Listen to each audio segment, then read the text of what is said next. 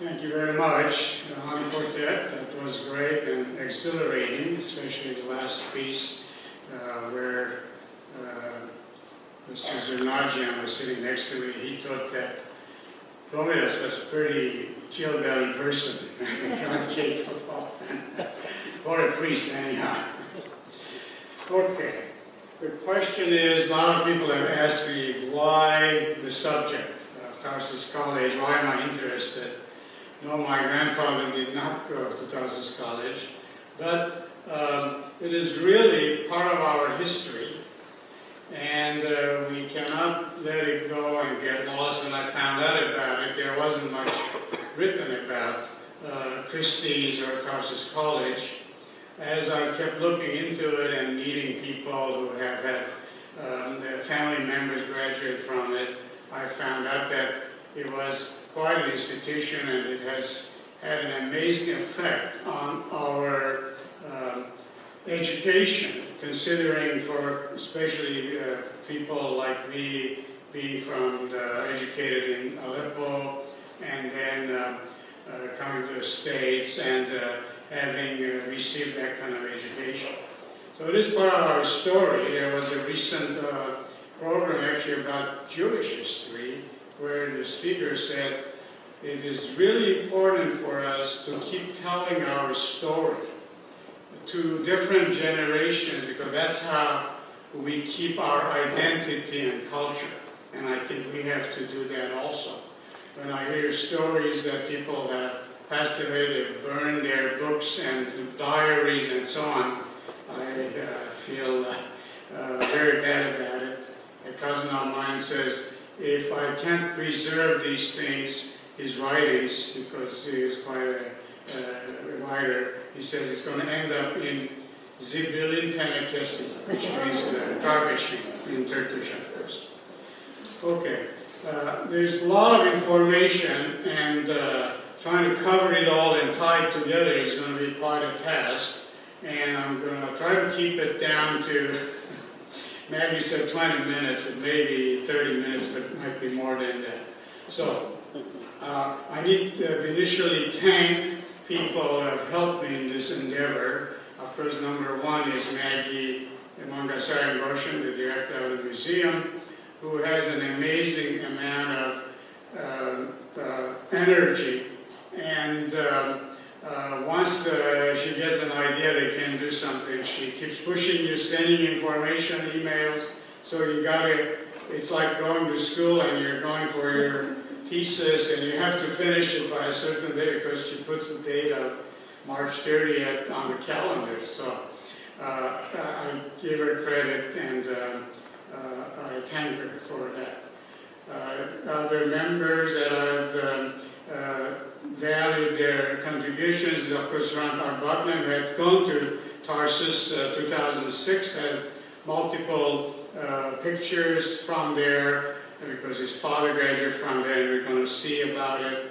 Other one is Mr. and Ms. Arshaguni, who are here, who was nice enough to share his father's diploma from Tarsus College, which you'll be seeing, and Helen Haig, whose family, both parents, or grandparents I should say, have graduated from Tarsus College. A fascinating story and how they met. There might be others.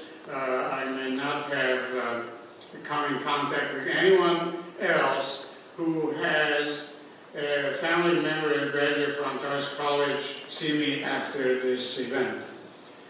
Okay, so these are the topics we're going to talk about. Thomas Christie, of course, and the name is St. Paul's Institute, original name. Some of their graduates, as I mentioned, Dr. Pierre and Alice Haig. Arjun Jananian, who was actually the person who initially established St. Paul's Institute, although the handout from the college tries to give the credit to Thomas Christie. Thomas Christie came back. The college was started in 1988. Then Jananian left to establish a college in Konya, Apostolic College. So Thomas Christie, who was at that time at the Marash Seminary, Theological Seminary was sent down to Tarsus to take over the presidency of Tarsus College, well, I should say St. Paul's Institute, in 1893. Ararat-Eskijian, we're going to discuss about him briefly, who came to take over the Armenians Apostolic College in Konya. How Eskijian College was instituted, I should say, named after Ararat-Eskijian. And the number 7 there is, which I like to do once in a while to keep you guys awake, is the unknown. It's Ala Rumsfeld. He's a known unknown. Who established the only U.S. town in the U.S., of course, with an Armenian name. Okay, I'll get to that at the end. Hang in with me. The other thing I'm going to do is, because I can't tell you the whole history, is really tell little anecdotes here and there, which might tell most of the story. So the first anecdote, and not up here, I'm going to talk about that, has to do with a tennis court. When Thomas Christie came to Tarsus, they didn't have much of an athletic field, so he decided to establish a tennis court. And when it was finished, he and another alumnus tried to put an exhibition game, and they invited a lot of the big shots in town, the Turkish Bey and so on. So they came and sat down as they were playing. After about the third game, the big shot of town stood up and came and talked to Mr. Christie. He said, Baba Christie. They used to call him Baba because he had a big white beard, almost as big as Mr. Arshavani. And they used to call him Baba. He says, you know, you have money and you can hire servants. Why don't you have one of your servants run after the ball so you won't get tired? That's a joke. But it's taken seriously in the Near East because they all consider exercise tiring. Okay. So where is Tarsus? Maybe we can dim the lights. Can I do it? No, not the pointer, but I need to dim the lights so I can see the pointer. I think I'm going to walk over. I can't see the pointer myself. Tarsus is up here between Mersin and Aden. Get back to the so that's, of course, Turkey and Syria. Here I see it, but I cannot visualize it. Okay. And the next slide is actually a Greek map, and it does show Tarsus, is spelled Tarsos, which is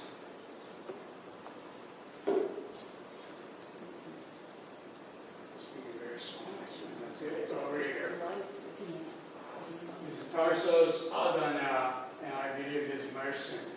The only other name I wanted to look at is up here. It's called Iconium, which is, I wonder if Kipran knows about that, is the Greek name for Konya. And that's how Konya became. Iconium, Iconium. So that's how they named it Konya. That's where Jananian went to establish a college. That's where the whirling dervishes are. A little bit about Tarsus. This is called the Cleopatra Gate because Cleopatra came and sailed to Tarsus to meet Mark Antony. And we're not really sure that she passed through this. Tarsus has a river called Sidium, and it had formed a lake and it was navigable at that time. However, since then it had silted up, so now Tarsus is inland. It's very interesting how things change. Now the Turks have tried to repair this gate, but it's a terrible job because it looks like old railroad overpass. Of course, Tarsus is famous for St. Paul, When we had gone there in 2006, I had gone here to see St. Paul's birthplace, and this is the well. And if you look behind, where there is some metal and glass, that's where the archaeological dig was for supposedly his home.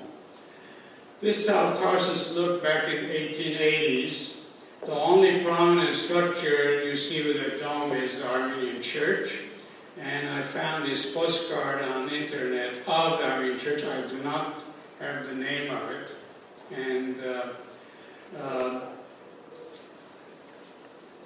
next slide, if we can get it here. But this is now in Tarsus. Where is it? It is in Beloit, Wisconsin. It's a big jump from Tarsus.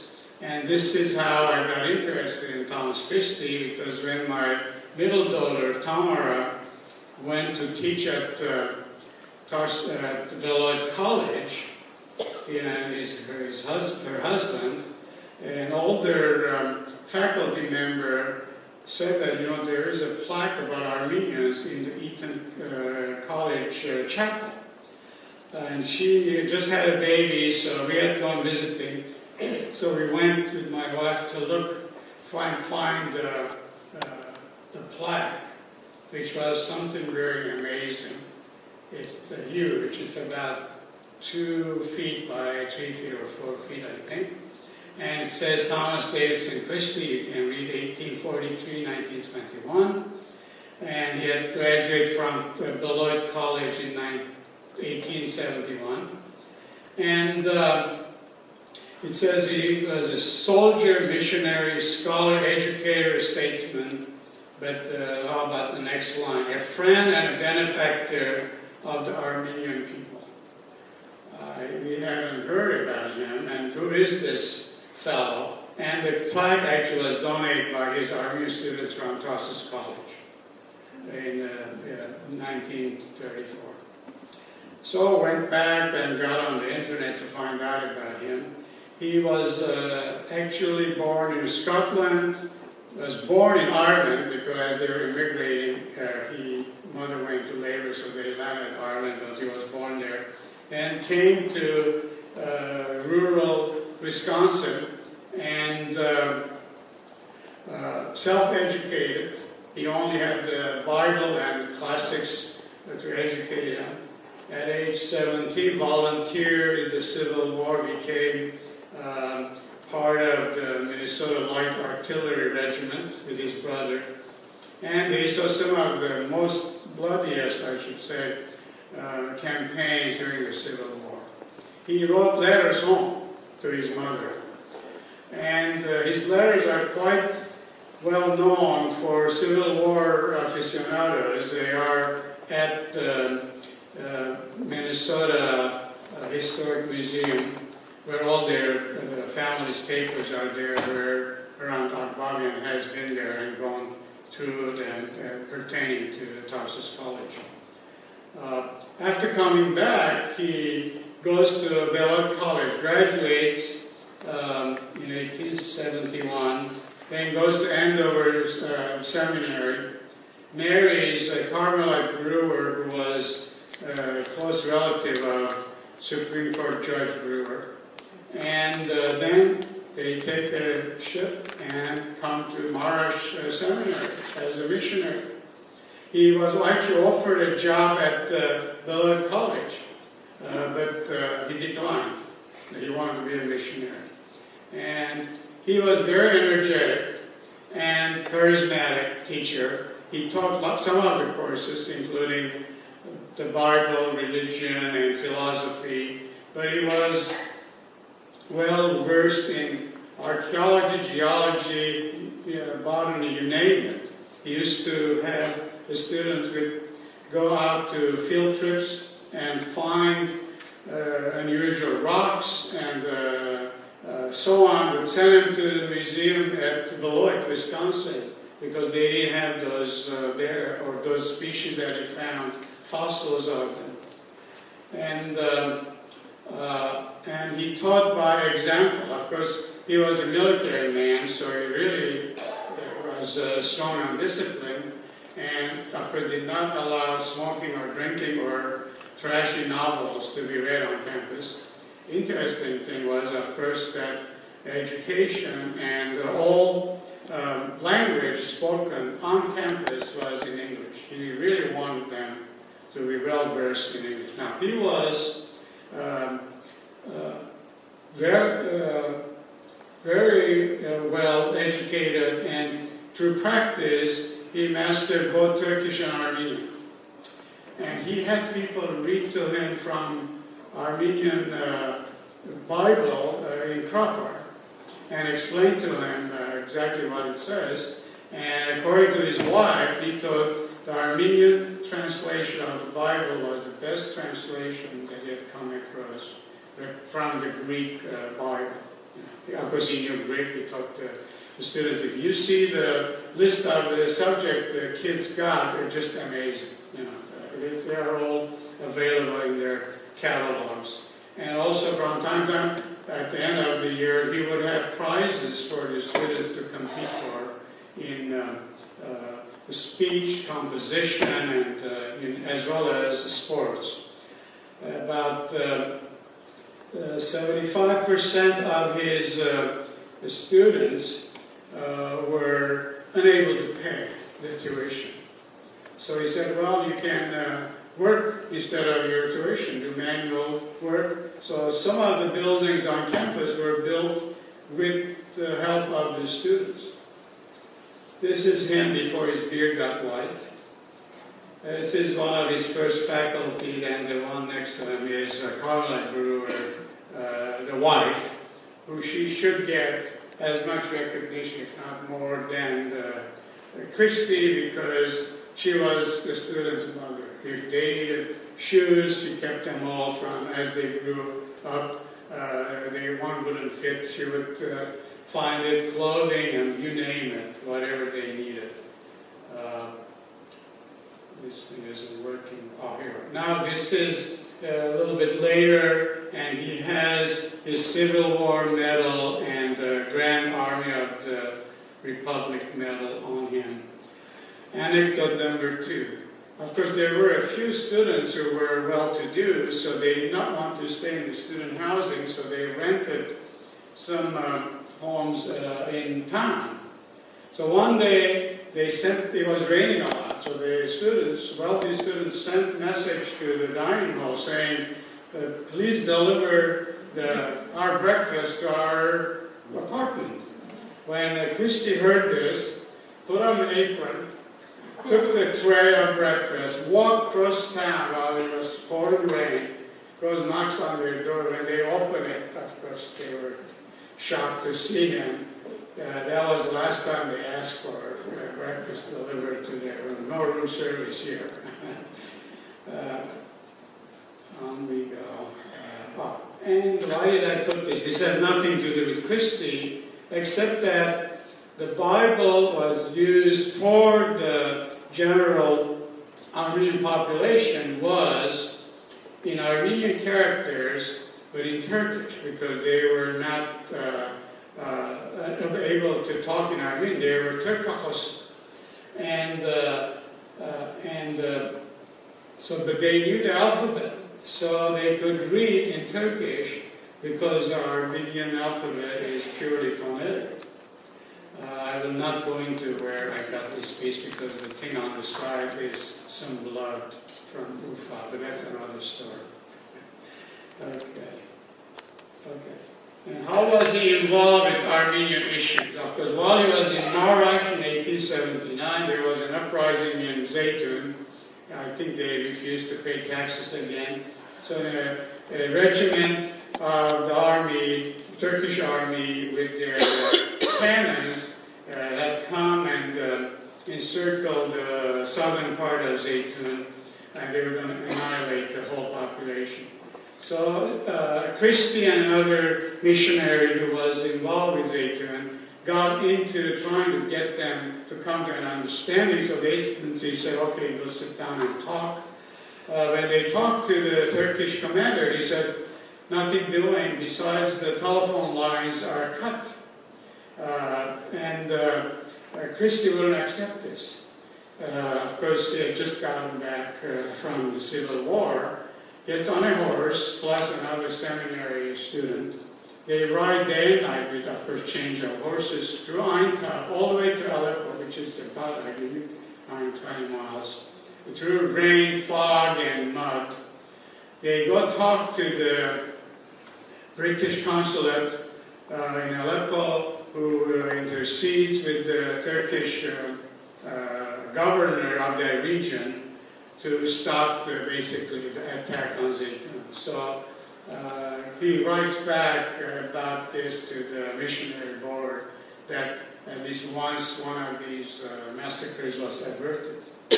Second, with Armenian massacres, by then he was at Tarsus, but they saw a number of their students who had graduated killed during this time. Adana massacre really came very close to them because the Turks not only killed and pillaged Adana, but also did the same thing to Tarsus, as well as some other villages around. And it was a springtime, Easter time actually, Easter day. And there were a lot of workers from northern provinces all the way to Kayseri and Hajin and so on who used to come as field workers to start planting in Gilicia, the fields. So they were all killed because they had no protection. And we'll discuss that a little bit further. Of course, during the genocide and deportation, almost all of these teachers and 85 to 90% of the students were Armenian. They were going to be deported. So what does Christie do? He leaves the college to his wife and goes to Constantinople to try to talk to Talat. I don't think he got to talk to him. We do not have any records of it. However, they said, no, as long as they're Armenians, they got to go. They got to go to Deir Zor, basically. And they said, by the way, you're an American citizen, and now we're at war. You cannot go back to Tarsus, military zone.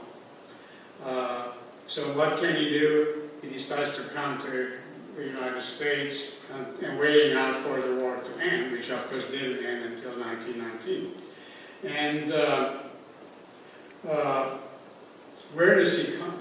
He had asthma, so he asked other missionaries, what's the best place in the U.S. For treatment of asthma? Anybody can guess?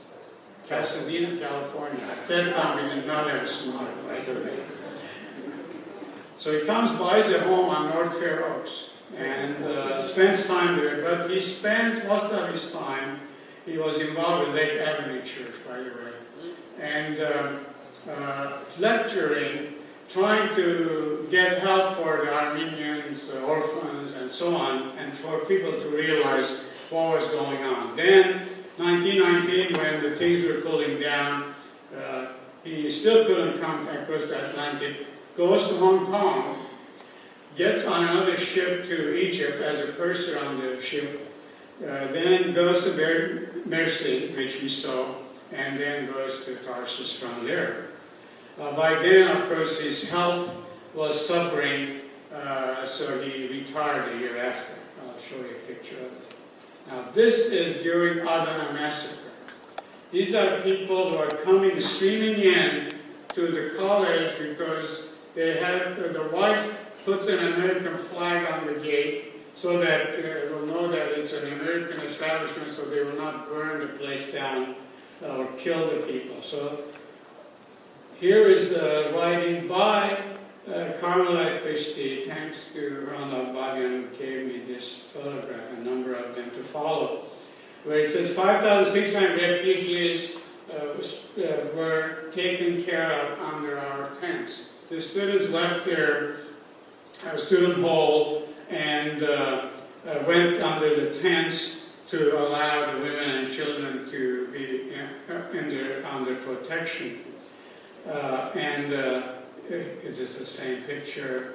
And here are the number of orphans that were left from one region only. And here is that church that you saw earlier. What happened because the Armenians ran and hid inside the church, feeling that they would be protected.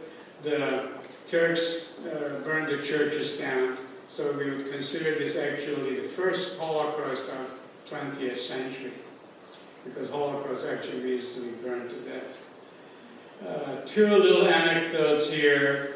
There was a lady who was staying with them at Tarsus, at the college, and they could see the homes in the Tarsus being pillaged, people being killed, and then put to the torch.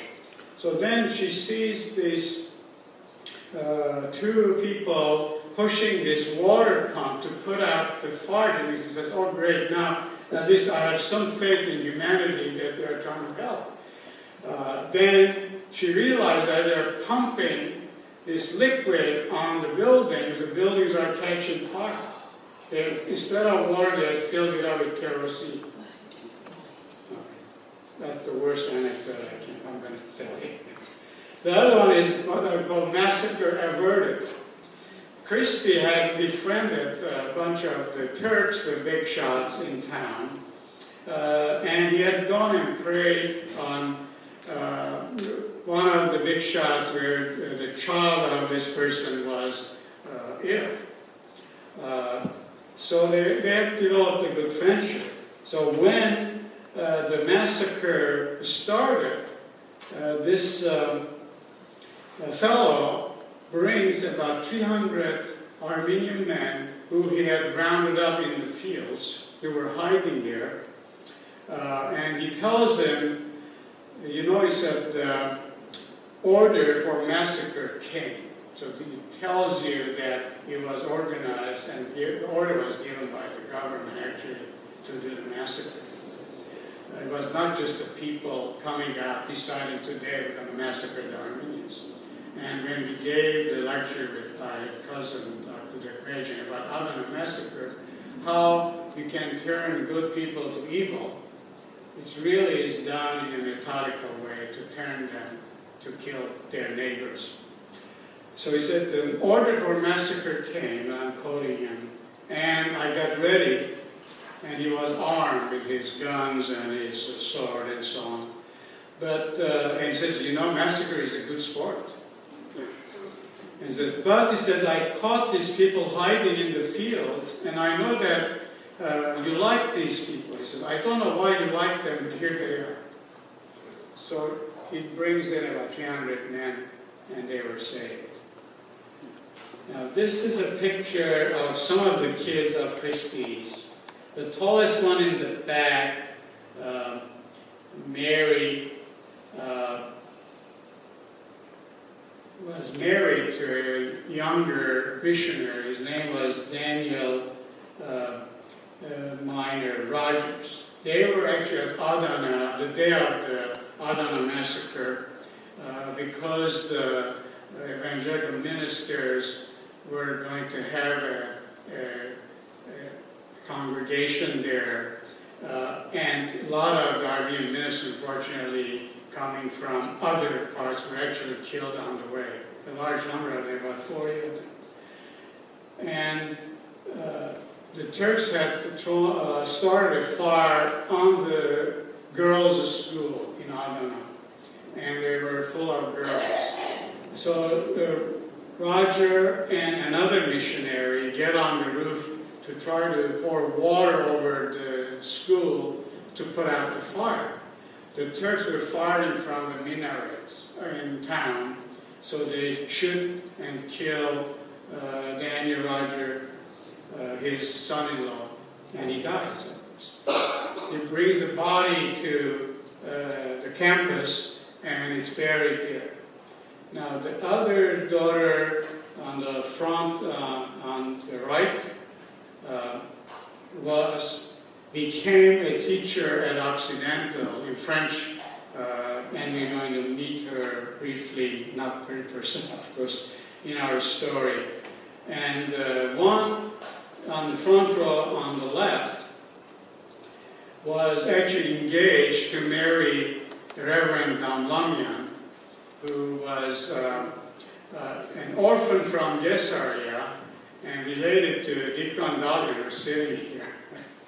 And however, she developed very severe depression and went to Switzerland and to the States to be treated. They didn't have much to offer, unfortunately, except possibly electroshock therapy. So the engagement was broken off, and unfortunately she committed suicide a couple of years later. Now, who is this guy with the white beard in front of that wall? He's not from the Christies. He's Ararat-Eskijian, as I mentioned, who is with us today, of the Ketabgian family. And I see me run back there, but he does not have a beard. He had gone in 2006. Now, the building behind is called the Stickler Hall, which is, I believe, 5 stories high, and was actually built partly by the students. And I loaned all these pictures from her. Now, this is a picture that Helen Haig had with her family pictures, where the students actually are moving the cornerstone of that building into place. Almost looks like they're building a pyramid, but that's something else. And here it shows the top does not have the Stickler Hall. The bottom of the Stickler Hall is partly built, but there is scaffolding on it. This is a picture in 1911. Now, this is one of the most fascinating pictures I've seen. This is taken in 1920. This is after the genocide. And you can see this is the whole student population that had come back now after the deportations. And they might all be orphans for all we know. On the left is Christie with his white beard and Mrs. Christie. On the right might be Mr. Ketabgian, the fellow with a dark beard and mustache, tall person. I wonder if Mr. Ketabgian's father is in this group, because this 1920, he graduated 1921. We'll have to look at it with a magnifying glass. While Dr. Christie was away in Pasadena, Mrs. Christie tried to run the school as well as she could. Most of the teachers were deported, of course, because they couldn't hide, except for Ketabgian, who actually hid in a flour mill run by Armenians, Shalvarjan brothers, near in town, because the Turks needed bread. They needed the flour for bread for the military, so they did not deport them, of course. And he would go there during the day. They would throw some flour on his face and his outfit. He looked like he's working there, but he would try to manage the college as well as he could, to back and forth. At night, I believe his sister lived nearby. He would go there. But he was very helpful in trying to run the college. And Christie, his name was Ketabgian, called him George, because I think she liked him. Okay. And where is this? This is the home on North Fair Oaks. It's still there. If the architect will agree with me, has gone through a number of remodeling according to the roof line there. There's 2 additional roof lines there. So I think it's an old home of Christie's. It happens to be on North Fair Oaks, and there is a convalescent hospital across the street where I used to go see my patients. But I didn't know that at that time Christie had owned this home. That's just a personal story I might learn. Okay, now how about this diploma? Can you read the name on it? It says Hovannes Afsharian. Anybody named Afsharian here? No, but Hovannes Afsharian, this is the college diploma. He changed his name later because he hated the Turks so much that he changed his name to Arshavuni. So when I mentioned something that I was doing research on Tarsus College, Mr. Arshavuni came and said, you know, my father graduated from there and he became a dentist and practiced in Greece, but I do have his diploma. I said, you're kidding. I mean, we've been looking for a diploma for years. I've been working on this thing for 8 or 10 years, on and off, among other things. So here it is. We scanned it. He found it among his father's papers. It was all rolled out. Of course, it turned somewhat brown, but he has it on the glass now, and in safety. Unfortunately, it does not have Dr. Christie's signature down where it says President, but it's Mr. Chambers, but does have Paul Nielsen, the next signature on the list there, who later on follows Christie as the president and the principal of Tarsus College. He was also a graduate of Beloit College, so he followed because at that time, missionary was an amazing, people had a great desire to do missionary work. I wish that was the case now. Maybe we would have had a little more helpers in Kesab or Norcu or somewhere else, but that's another story. We won't go into it.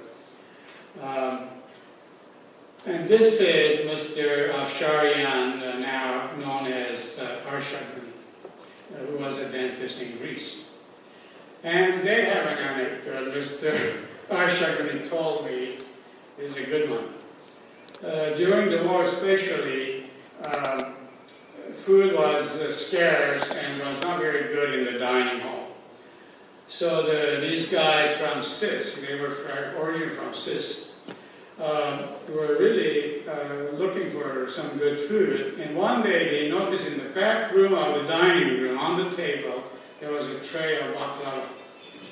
They agreed, like 3 or 4 of them, that tonight I think we should come and we'll spirit this thing away and try to taste it.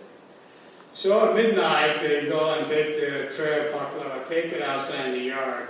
Just before they start tasting it, they notice President Christie is walking towards them. Apparently he took a midnight walk every day to get his mind cleared out. What to do, you know. So they all kneel because they were wearing shalwar. These are these baggy pants. And they covered part from each side so the tray would not be seen. And they start praying. Christie comes and listens to them. And without saying a word, he keeps on walking. Following morning in assembly, their names are mentioned. And they think they're going to be blamed for stealing baklava. But they are mentioned as exemplary students and Christians. Thank you for that anecdote, Mr. Ashton. As I'm going through the internet and now this Ketabgian website, and once they've gone to Burj Hamud to see if people had some antique stuff left over. And here is this diploma of Tarsus College, I noticed. And can you read whose it is? It says Hovannes Haydosyan, who happens to be apparently the uncle of present president of Eskijian College. Grandfather. Huh? Grandfather. Grandfather, you think? All right. Now I stand corrected. All right. How about that? I wonder if he knows or whether it was his. Does he know that it exists? You know, somebody should call him. Maybe I'll try to find his email. Okay. Now these are given again by Ararat-Eskijian. Underneath says Shiragan Eskijian. He graduated in 1911. This is 1908 in class. Really studious kids. And this is him in special thing.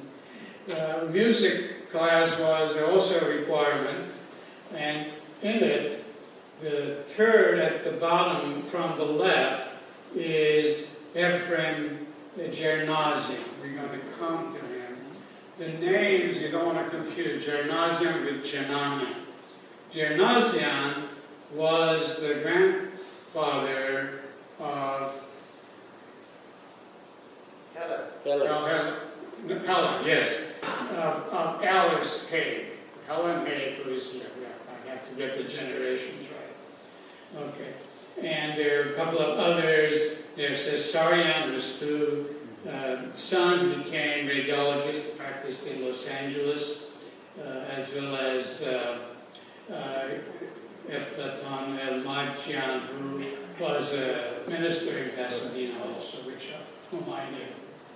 Now this is a picture from Marash Theological Seminary, and the person in the center sitting is again Ephraim Jernazi, the flute player in the previous picture. This is the older graduating class from Tarsus, St. Paul's Institute, with Christie and Carmelite in the center. This is the Women's Christian Fellowship class with Mrs. Christie in the back standing. Now this is St. Paul Institute graduate of the academy. There were two separate parts. One was like an elementary school or preparatory school, which was run by Damlamian, Kevork Damlamian. I wonder if this, in the center, the faculty, the fellow on the right, is Damlamian, possibly. And the fellow on the right sitting, the second from the right, is Mr. I have his picture, or his, I have his name, Ararat-Eskijian, whose two daughters were with us visiting Tarsus when we went there. And that's how we got to see the Tarsus College at that time. Later on, he has changed his name to Ararat-Eskijian because his father, in his deathbed, said Yalnuzyan, which means lonely or alone in Turkish, was not a lucky name because they went through all these massacres. Aposidina about 1915. Here is the diploma from the academy. It tells you that. However, Christie's signature is on it, although partially rubbed out. It says Thomas Christie there, 1913. This was loaned by the Ararat-Eskijian daughters who live in Glendale. Okay, this is a summary of graduates between 1993 and 1914. This is the last published catalog from Tarsus College. And about 1/5 became minister, 1/5 teaching, 1/5 medicine. Fortunately, not too many into law at that time. Don't like lawyers. And 1/5 business, and others were engineers and business. And here's a page from one of these catalogs, and on top the second name is Haig Behaderi, who goes to dental department to SPC. And SPC is not an old company, it's a Syrian Protestant college, later on was named AUB, which was, Lebanon was created later after World War I. And that happens to be Helen Haig's father. Yes, okay. No, grandfather, yes. Yeah. And the name was changed when they came to Ellis Island. We do not know whether it was an error because it was a short name and the guy who registered preferred to write the short name as their last name. So his name became Haig. B became Behaderi, became B, the middle name, initial. But in the second column, 1913, of course, you'll see Siragan Akbarian. Okay, so he did graduate, by the way. And Sarian down below, and so on. I will not dwell on it. This is the Haig's graduation, and he is the one with the little star on top, standing in the back, second from the left. Behader. This is him later on in life. And there is a slight anecdote about what his son, Dr. Pierre Hay, told me. And I thought this might be as good a place as any to talk about. Dr. Pierre Hay was my teacher at USC in radiologic oncology. First of all, I didn't know that he was Armenian. But then, about the second year of medical school, he called me and he said, you know, we just started an organization called Armenian Professional Society, and there were only 2 or 3 members at that time. And he said, we decided to give a scholarship, and I checked your grades, you're doing pretty good, so I think we're going to give it to you. What can I say? I took it, I needed money for textbooks, if nothing else.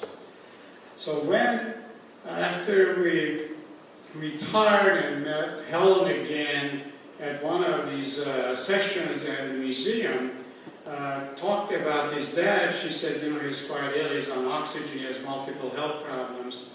But I said, I wonder if we can get together. I really wanted to see him again and ask him some questions. He said, by all means, you know, but you know, no one else has visited him since my mother passed away 5 years ago. So we went, he was, I believe, 91 then, on oxygen in bed, but he got up, walked with a walker, came to sit with us, and we talked quite a bit about the family history, what had happened to his father, and that's what I want to tell you, is that the father had broken his leg during a wrestling match sometime in childhood.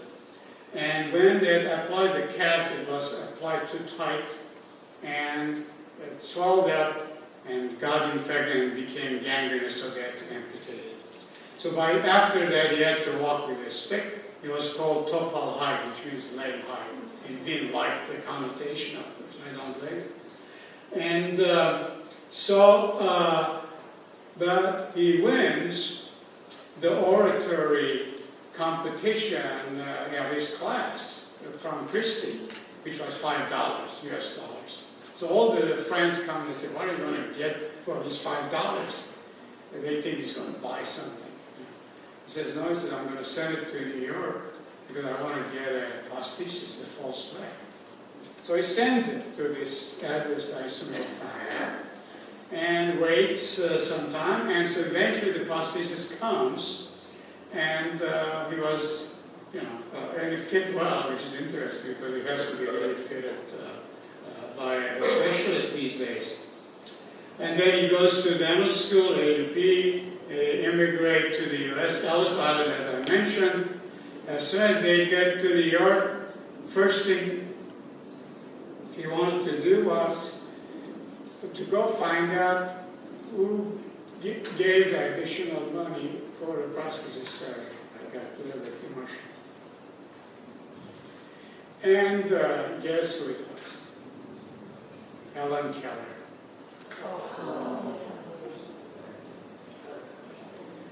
So then we discussed a lot of other things. Unfortunately, Pierre Hay passed away, I believe, 6 months or so later.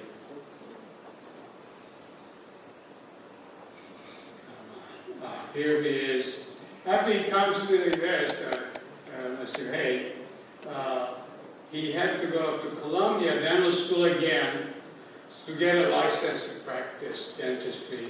But then they come to Highland Park to practice. And they would visit Haig's family quite often. And this portrait, which we have now in the back, well, after Mrs. Christie passed away, was given to them. Meanwhile, when they go see them, and Pierre Hay was getting ready to go to college, they were wondering how they were going to pay for the USC tuition. Even in those days, the tuition was very high. And so Christie's daughter Jean suggested that she was teaching at Occidental. She suggested, why don't you apply to Occidental? Maybe we can get you a scholarship there if you have good grades. And of course, he had very good grades, so he gets this scholarship for 1 year. However, they somehow get it repeated for 4 years, so he gets paid the whole college tuition for 4 years. Then he goes to USC, to medical school, and then, of course, internship, but Second World War, and he is drafted to go to France and then Germany during the war. I passed over the portrait of Reverend Ketabgian as he was in older days. Okay. This is Dr. Pierre Hague, my teacher at USC. And briefly again, you don't have to read all of this, but I couldn't read it. What he had accomplished, it was amazing. He had established radiology department in other parts, including Kaiser and Loma Linda and St. Jude's, a lot of it in Orange County. But he was a member of UACC, Armenian Missionary Association, AGBU, and Armenian Numismatic Society. Charter member of ATS, as I mentioned, founding member of California chapter of Nasser, to which I belong, and 40-year member, which was responsible to establishment of chair at Harvard and UCLA, Narragansett chair at UCLA, which Dr. Cowie is one there.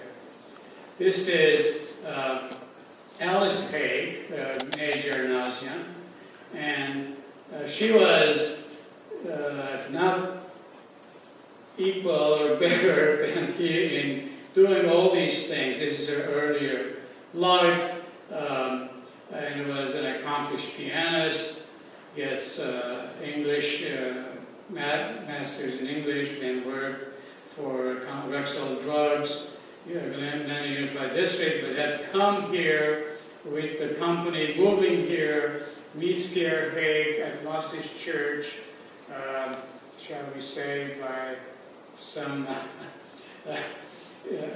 direct and indirect suggestion, and that's how they get married. And she was also involved in Nasser.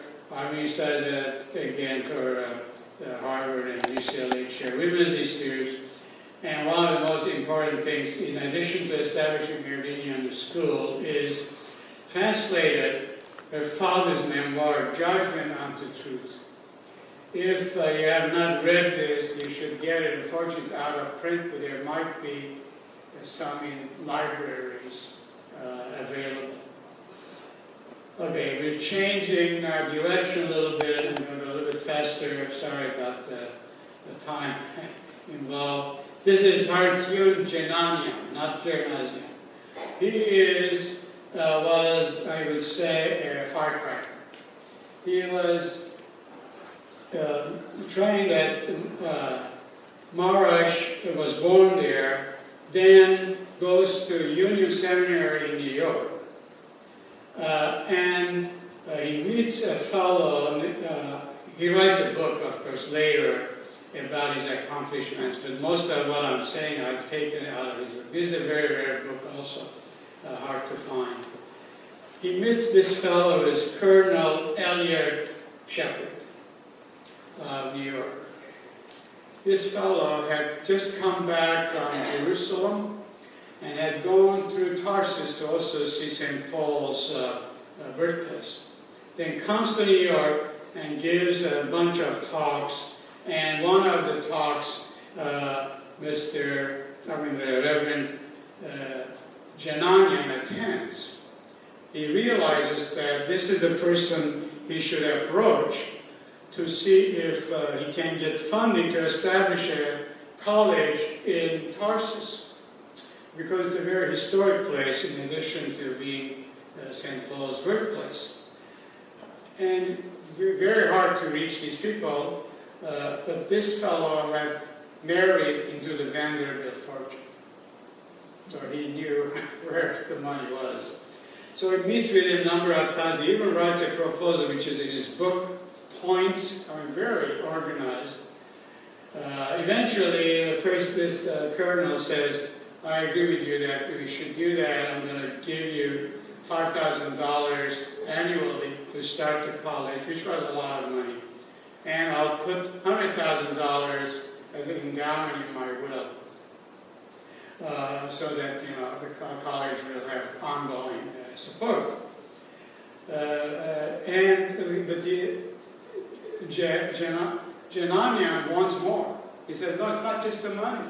He says, I want you to establish a board so that it will continuously regulate the college and also, of course, be a source of income for the school, which he does. He runs that, and as trustees, board of trustees. Unfortunately, about 2 or 3 years later, this man suddenly dies. But the money was there, and the college is established in 1893, I have to remind. 1888. And here is the gate which has been redone now. I have a picture of the old gate, but I didn't put it in. Where is the mistake here? If it was established in 1888, this is done by the Turks, of course. It was not Tarsus American College, it was St. Paul Institute. The Turks did not want that name to be on the gate. So there is a discrepancy here, 1888, it should be St. Paul Institute. They had replaced this inset there. Like they have done a lot of other things they have taken over from us, but I won't go into that today. This is the last college that Reverend Jananian taught at St. Paul College. After he left in 1893 to establish the Jananian College in Konya, Apostolic College. And he called it Apostolic. I think he had some difficulty with the other missionary there and the teachers, how the teaching should go. I think he wanted more effort on Armenian history and Armenian language. And this is the picture that Maggie brought back with her trip to Konya. This is the Konya College, the Apostolic College. Okay, fascinating. The structure, actually, which was painted blue, it's interesting. Jananian soon leaves the college in the hands of another graduate of Tarsus College called Reverend Regebian. Reverend Regebian, after running the college, he goes different places, eventually comes to Cilicia Church in Pasadena, by the way, and runs it for a number of years. And Reverend Tarian, I don't think he's here, did research for me, went into the archives. He had established a choir in Cilicia congregation, and also a Bible studies group and women's group. He was very active in it. At the end, he retires but goes to, I should not mention the name, to Fresno area for his ministry. Jananian leaves the college in his hands and goes to, of all places, Fresno. He had a brother who was a minister there. They wanted to get together, actually establish an Armenian Christian community solely run and lived in by Armenians. And he did do that, but who followed Regebian was Ararat-Eskijian. Sorry about that thing. This was a very small pictorial. I could not enlarge it any more than this But Ararat-Eskijian was one of the most accomplished teachers we have had during this time, with a PhD from Yale and a musicology degree from Toronto College. Initially he taught at St. Paul's Institute, then he comes to the US, training, and goes back to teach. Between 1900 and 1921, he is there. He refuses to leave the college during the genocide. However, he was arrested by the Kemalist forces as they were coming to cleanse the country by all other nations except Turks. Of course, a Christian minister and teacher, educated, they couldn't tolerate. And he was being taken out with a number of other Greek ministers, probably to do hard labor and possibly killed. However, he gets sick and dies in Carteret. His family had come to the U.S., however, he had sent them to safety. And, I'll get back to that part. This is Stephen Ketabgian. This is the grand-uncle of Maggie Goshen, who graduated from Konya College, Jananian's college, and then became a telegraph operator on the railroad system. However, in 1917, there was a fire in one of the railroad cars, and a new bride was in it. So he goes in to save her, and they both perish. Okay, now this was a wild idea on my part. I'm making a diagram because I'm sure I've confused every one of you. On top is Mara Theological Seminary, where Christie started teaching in 1877. Okay, next line, St. Paul's Institute, 1888, which was established by Jananian. Then Christie came 1893. 1915, they changed the name from St. Paul's Institute to college because they told him if they change the college, maybe they will not deport the teachers. It didn't work. Then the name was changed to Tarsus American College, and subsequently now it is called Tarsus American.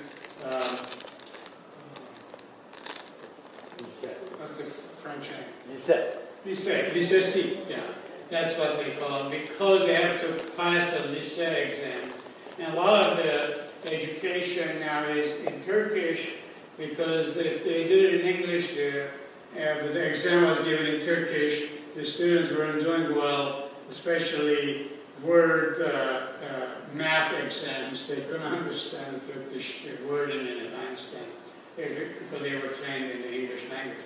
The missionaries are still supplying English teachers. It's a very highly regarded preparatory school to college and other professional schools, but it is in the lycée level, basically a glorified high school. But they have a number of big names who have graduated from there. The name that I remember is this wealthy family called Sabancı, who have owned a lot of stuff in business. Every one of the members of the family have graduated from there. Then the Apostolic Institute of Konya, which was again established by Jananian. You can see he was really something else. Then Rejevian came, then Eskijian, and of course X tells you that it ended there. So did Marash Theological Seminary, the ones that have an X. The thing that I didn't mention, the name by St. Paul's College, 1935-36, is somebody named Carlton. Anybody remember the name Carlton? Yeah. Yeah, my cousin remembers. He was president of Ararat College. So he taught there for 2 years, and he was temporary president.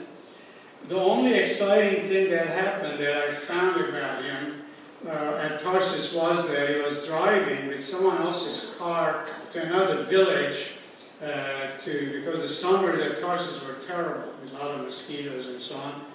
And he was held up by a Turk.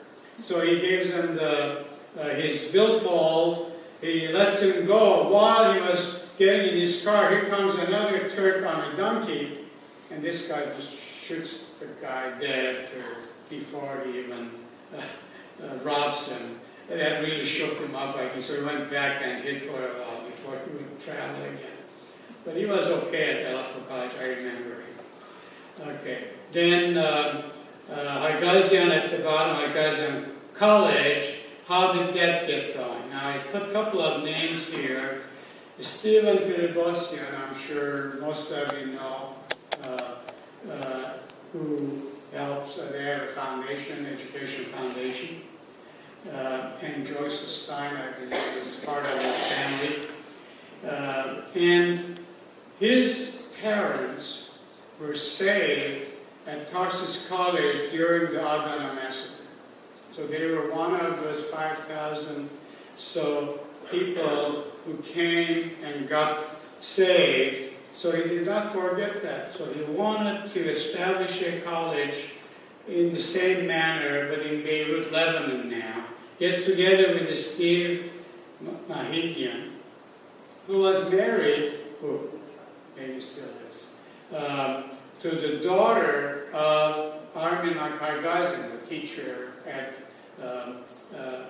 Konya College. And he had gone to school at Tarsus College and also studied with Eskijian. So with the help of Armenian Missionary Association, American Missionary Association, and United Armenian Evangelical Church of Near East, they established this school, Eskijian University. That's a beautiful building. Reminds you of Venice more than Beirut. There is no water on the street, so it must be Beirut. And apparently this was the old Russian consulate. So they had taken it over, but the campus is enlarged. They have other buildings in the back. Initially it was a college, then became a university. Okay, we're almost done here. This is the present campus of Tarsus College. You can see the Stickler Hall, the one with the interesting triangular roof. The other buildings that are still left from the old times is the Christie building and the Shepherd one, because the wife of Colonel Shepherd, the fellow who was married to Vanderbilt, kept donating money, so they built this building. Actually, it was named after her daughter who had passed away at a young age. Otherwise, this is the state of things. They have a gymnasium, dormitory in the back, and they have modernized it, and so on. So, this is the end of the thing. The two things that I didn't mention, Christie, the wife, while the genocide was going on, kept a diary in secret. She was afraid that the Turks would find her diary and also deport her also. Some of her writing is included in the Blue Book by Bryce and Toynbee. Initially, they just used initials or were not obvious, but her writing and the way she wrote, she has a diary at the St. Paul Museum, which apparently was going to be published by Ararat-Eskijian 3 years ago. I heard about it, but I haven't seen it because I looked into it and it's not done. If you haven't read this book, you should get it from the library, buy it, and read it. The other book I want to mention is what Agop and Marian Arshakuni wrote. It's about the timeline, which is just outside here on the sidewalk. It's amazing educational, and it's a great way of teaching history. I learned a lot, and I found out that Arshak II was arrested by Mark Antony and killed, probably in Tarsus. I wouldn't be surprised. Okay, again, thank you for coming. We need to continue telling our story like we have done with Sasun Sitavit and a bunch of other the stories that we have. I'm probably going to stop giving these lectures because I think you probably heard me too many times, at least some of you, including my wife and daughter here, Nina. Except that I'm working on my father's and my memoirs, which Maggie mentioned, Leaving Kayseri, 100 Years Journey, which it is going to be next year, which maybe someday I can present to you. Thank you for coming.